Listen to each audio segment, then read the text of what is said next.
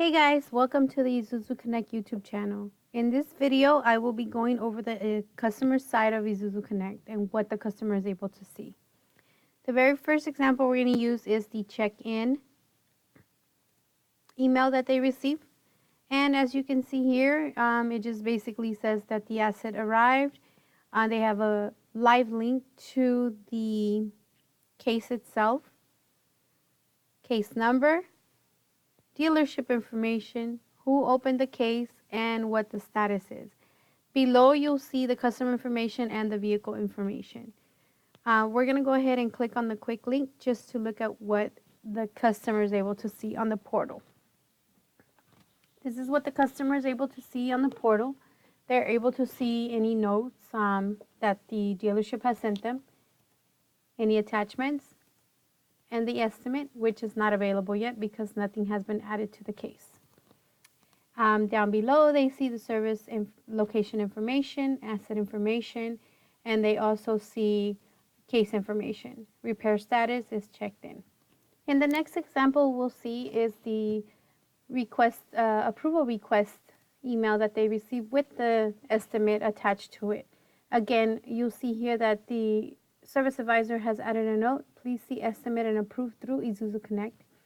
Here again is a live link that they can go into Isuzu Connect with. Now, mind you that the customer does not need any type of login to get into the portal. All they need to do is click on the link and it'll take them to their specific case. Here we are where the estimate is able to be approved. There's two different ways that they can approve all the repairs. For example, one here, it says mark all approved. They can do that if they want to go ahead and approve everything.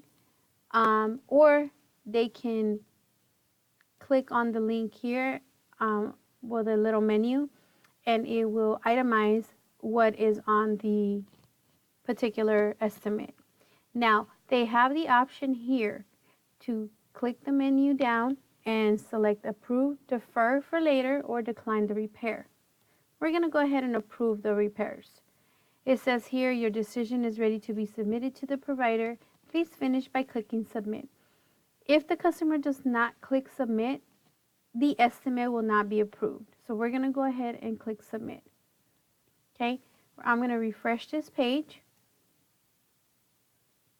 And as you can see here, the customer sent the approval through the portal, and now the service advisor knows that the estimate was approved and the repair status also changes to approved.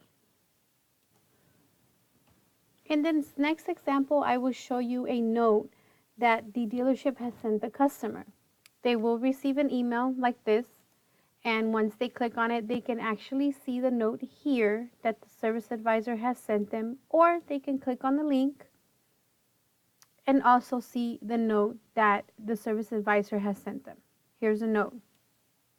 They can respond through the portal by sending a note back to the person that sent them a note. So we're going to go ahead and do that. If you see down below, they're able to type a note.